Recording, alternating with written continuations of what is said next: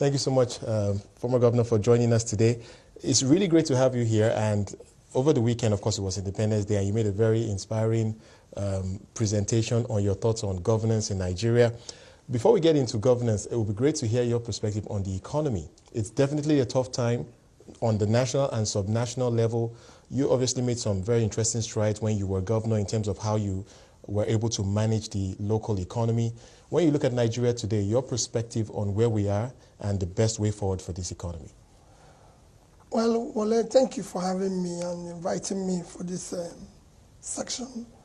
For me, the issue of the economy, using what is happening today in Nigeria, is that the government at the center need to have a properly articulated economic policies that can drive the economy.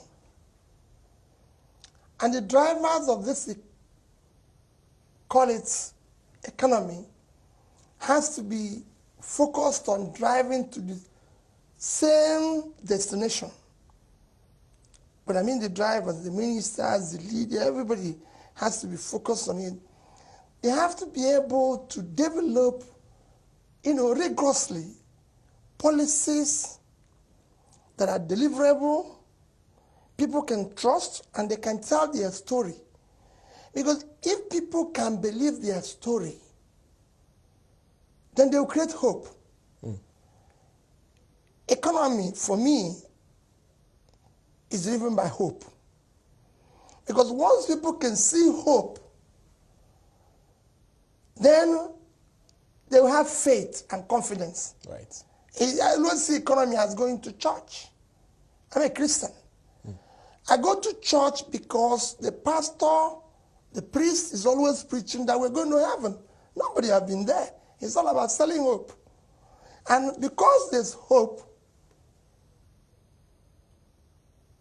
there's faith in me. What the enduring part of hope, what drives enduring part of it is faith. It is what gives it, okay, we're going to do this, and if we do this, this is going to happen and everything. People have to see the commitment. What you see today is a bit of lack of coordination in the thinking process and especially in communication. And when you have a bit of lack of coordination and communication, you create a sense of hopelessness. You bring fear in the system, and everybody will run for cover. Imagine, you go to church on Sunday, and the pastor says, there's no heaven. So why are you there again? You go home. Because you can see it, or you go there, and so that's...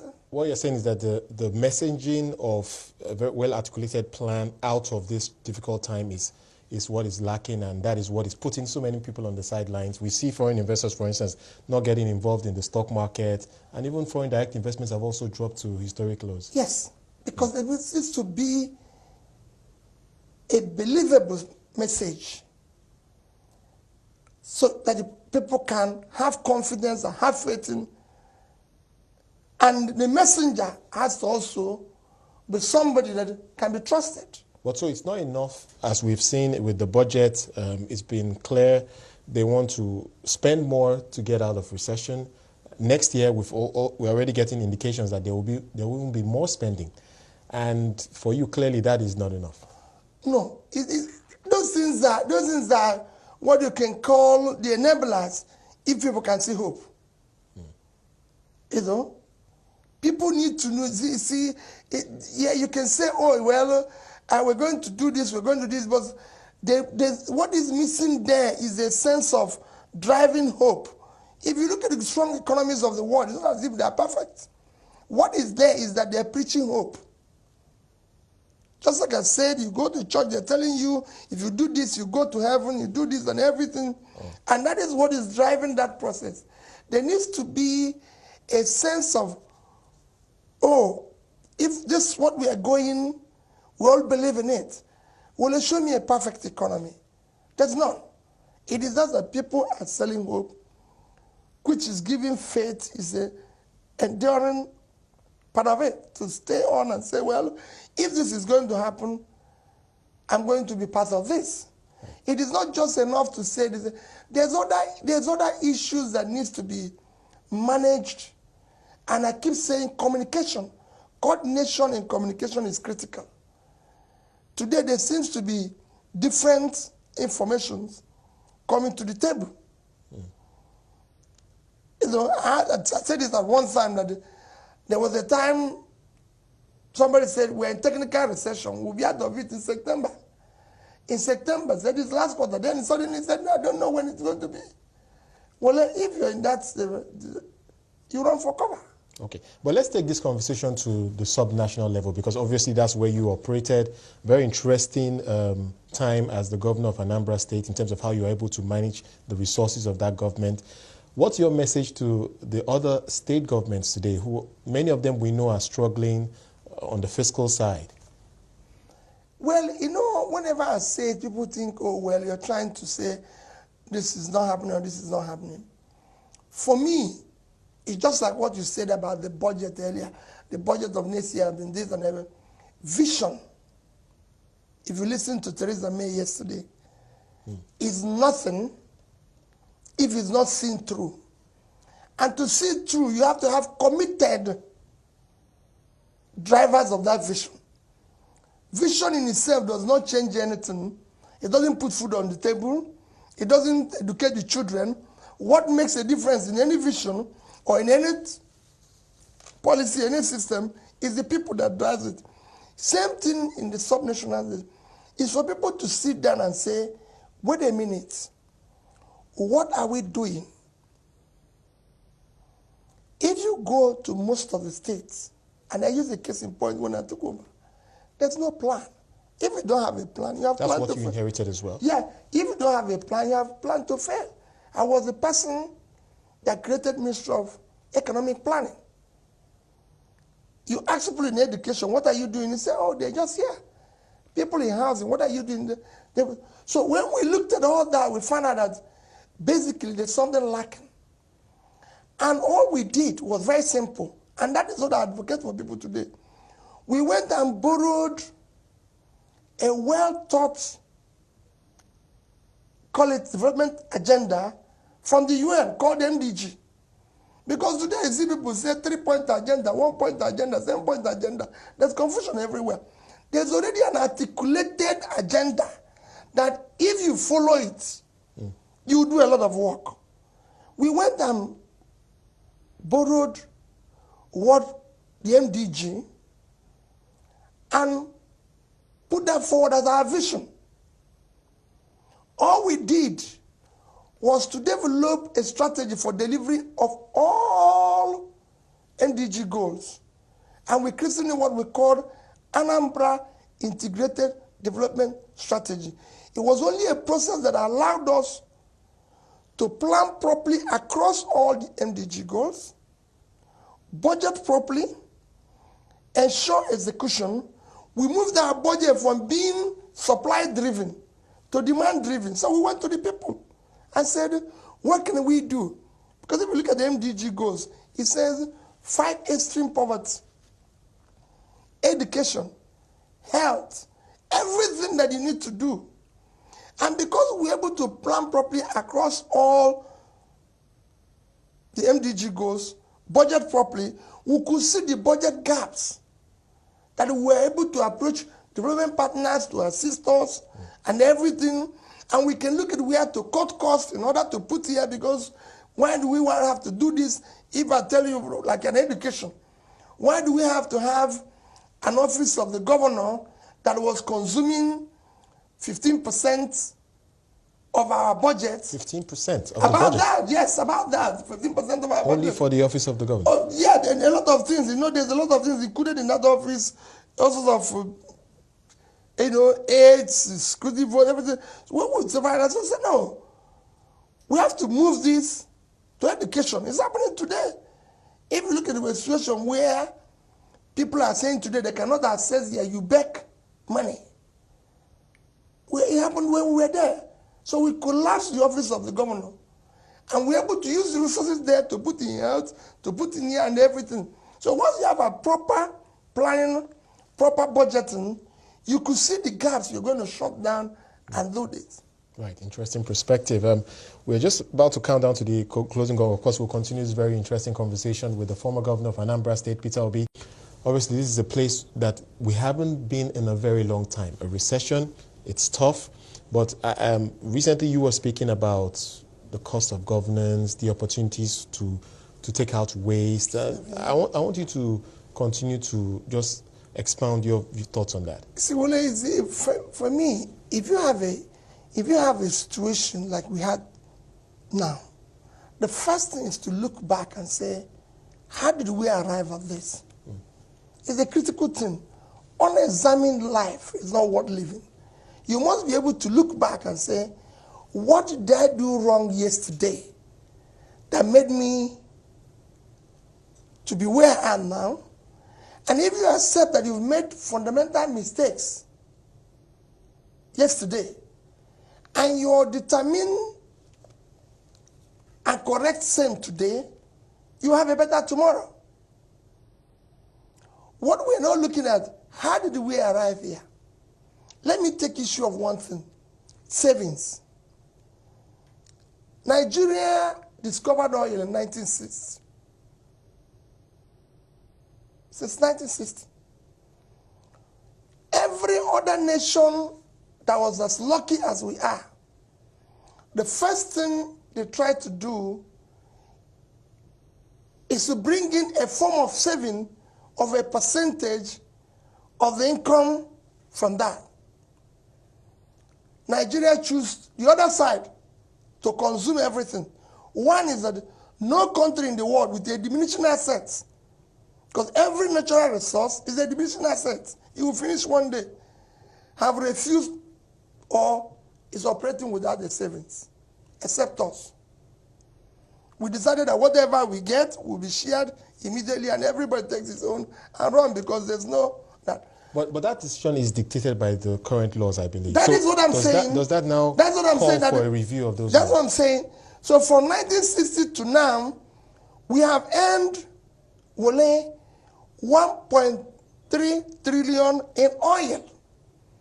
If only our fathers did make a decision to save just 10%, would have had about 130 billion, which by the time you put all that interest and profits, it would be about 250 billion today. And we'll be in a good place. No, we won't be talking now. It would have been a totally different thing. Our children, the younger ones, will have hope of what I'm saying about their country. But today, we don't have anything. We don't have anything. But what is more worrisome, only every successive government blames the other for not saving. Shagari blamed Gowon for not saving. Obasanjo's military government blamed Shagari for not saving. When Buhari then came, before, they blamed, they've been a blame game. You even saw President Obasanjo the other day saying, the governors did not allow me to save. President Buhari said they didn't allow you to. Okay, we've all agreed that we did not save yesterday. That's why we're here today. What are we doing today to make sure that tomorrow we are not in the same blame game? Are we going to bequeath our children blame and regret? No. We have a constitution that says every revenue received should be created into federation account and shared across the 3 tiers of government. That constitution and section should be today, now, when I'm saying now, this period, be taken back to the National Assembly immediately with an amendment that says, forthwith, we will save 10% of every revenue, irrespective of our situation, just for a start. Well, if we do that today, luckily, all those who caused the confusion, all of us are still there. We are still part of the leadership today because we created this confusion. We brought this country to where it is. Whether you go, the governors were the people who refused The Senate President is the governor before. Those, all the actors, whether in federal government, legislature, everything, and all those who created the confusion. So if they truly believe that they are sorry for what all of us did, let us today agree and amend the Constitution to save 10%. Well, if we do that, this country will be able to save about $1 billion every year, just $1 billion. If we had done that, if we do that, by the year 2060, 44 years from today, Wole would have saved $44 billion. If you aggregate it at a 5% every year, we'll be hitting about 150 billion. The story will be different. So the culture really needs to change. But today, everybody is still complaining and keeping quiet, and tomorrow we'll still say, hey, if this man had done, let's start now. If that had happened, we won't be here. All right, I hear you. That's what caused our problem. We will continue this conversation. I have to take a short commercial because we are looking at Nigeria's recession and its economy. And joining us for that conversation is the former governor of Anambra State, Peter Obi. And earlier on, he was sharing his perspective about why it's important for the governments today to focus on savings despite the crisis. And Governor, we can move on to the state governments because you obviously have a very interesting story to tell about how you were able to wade through your challenges. It is the same thing in the state. The state have to be able to have a properly developed vision and have a strategy for delivery of that and includes the needs. We're doing this, but we're also going to save this for tomorrow. And I give you an example. When we started saving dollars, the reason why we did that to save in foreign currency is that we said, well, listen, if we're able to do the savings the way we're doing it, by the year 2050, would have been hitting about $3 billion. But let's even not forget that maybe today nobody can, today nobody can save. And how much were you able to save over your tenure? The day I handed over, I had $56 million in Fidelity Bank, $50 million in Diamond Bank, $50 million in Access Bank in Nigeria. The banks that are here, you can go across to them. So over $150 million. $156 million. Now, what I'm saying is that if, for example, the state decides not to invest more, by the year 2050, 36 years from now, that investment will be worth about 1.5 billion. They can now approach World Bank, take a 36 non-interest-free loan, which was what we're trying to do them, to get World Bank to say, give me 150 million for erosion, and give me 100 million for education. Non-interest-free. So I'm going to pay back World Bank 40 years from now, and I have what it takes that in 40 years will give me about 1.5 billion. I'll give them their 250 and take my $1.25 billion. Right. Well, and walk away. But how do you make this case for many states today, which we know are really struggling? Shut down the cost of governance. It is unacceptable. That's where it starts. Let me give you an example, just one example. Education. The most important investment anybody can do today, any nation can do, is in education. Nigeria has the highest number of out-of-school children today in this country that we are. Now, to help with this, federal government decided that they will provide some part of the education by giving them some money, but their request is that you must bring 50% contribution. So let me use this year for example. Federal government is giving each state about 600 million naira. So the state will bring 600 million naira. Now, the entire budget of all the states' expenditure this year is 5.4 trillion. The recommendation are for us to meet the goal by 2050, we need to be investing about 10 to 15% in education. For it should be more, 20 to 25%. If you do it, 25% is 1.3 trillion. 20% is about 1 trillion. If you do it by 15%, it's about 800 billion. And if it's 10%, you could see where there are 5.something billion. Now, the all unassessed money in UBEC is 63 billion. And the state said they don't have the money. When their budget is supposed to be at least 540 billion. But we don't have money to assess this. But what is the crisis in it? I know a state where all they need to assess their UBEC money is 1 billion. And if they bring 1 billion, federal government will give them 1 billion. With that, they will be able to construct at 10 million, 200 classrooms. That will be 6 classrooms each, taking 40 people, and they will be able to have classroom for about 48,000. They didn't do it. But the same state spent nearly $1 billion buying jeeps for 25 or 26 house members. It's a crisis. Right. It's all about priorities. Yes. And dealing with the crisis, prioritizing what you need to. Because we can no longer afford the picnic and partying. It's finished. Right. I need to wrap this up, but thank you. Thank you very much for coming in. Very useful and enlightening perspective on governance in Nigeria. Former Governor of Anambra State, Peter Obi, joining us today.